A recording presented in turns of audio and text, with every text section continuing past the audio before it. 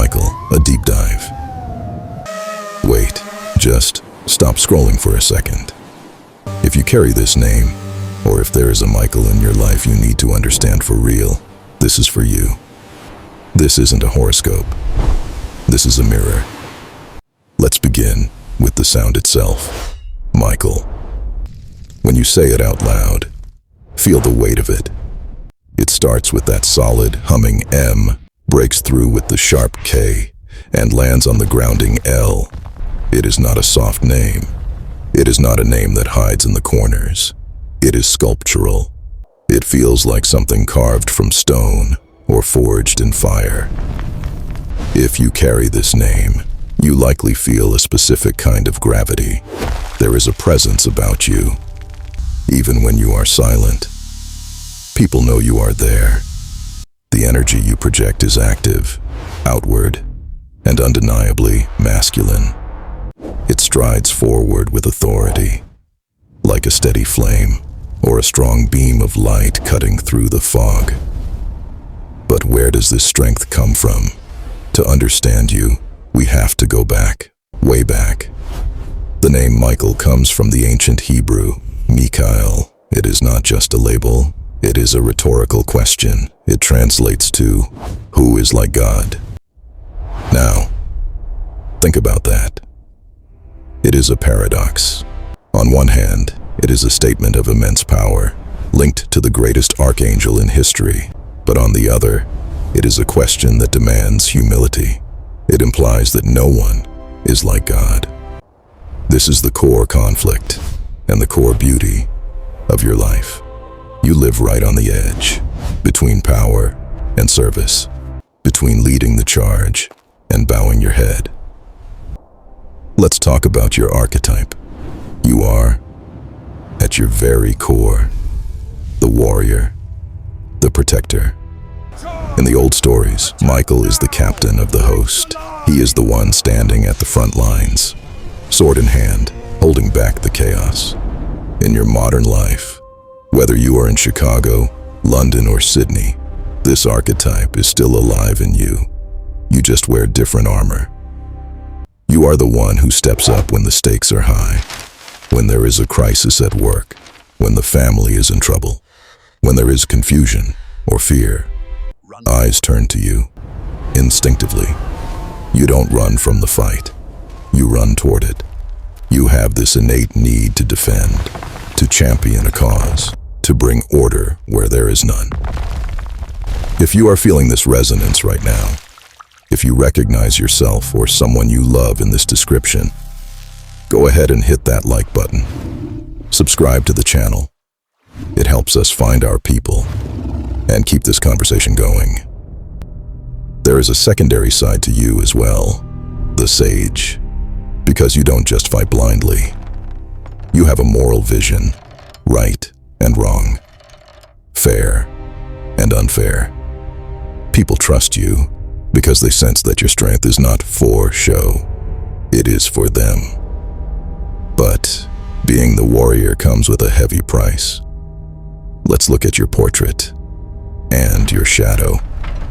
You combine a sharp intellect with a crushing sense of responsibility.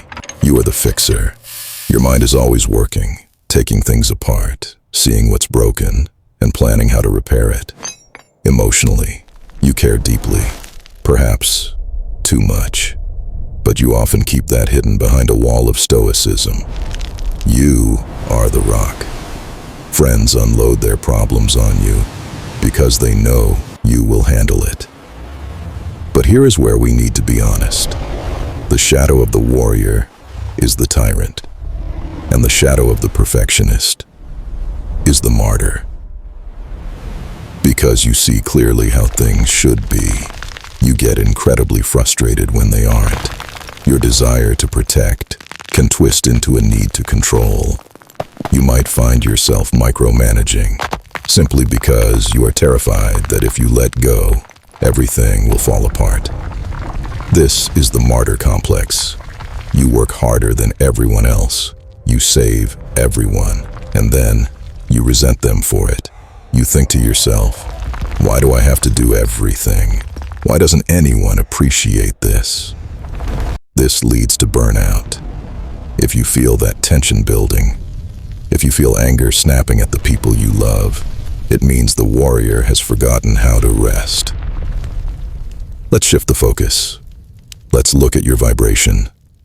Your element is fire. Not a wildfire that destroys, but a hearth fire that warms.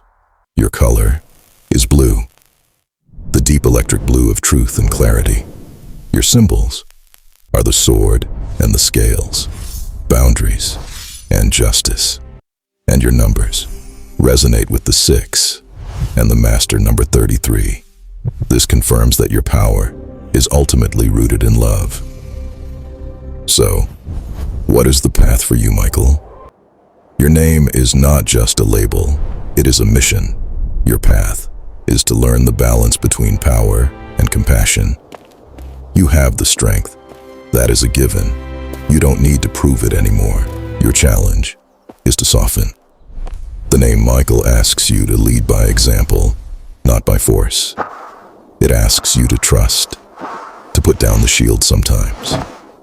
It is okay to be tired. It is okay to be human.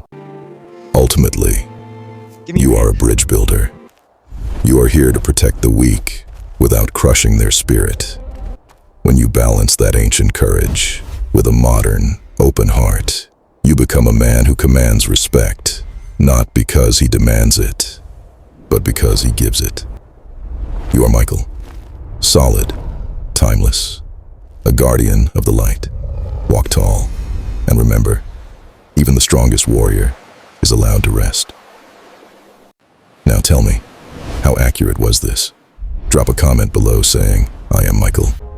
If you recognized yourself, tell us what hit home and what didn't.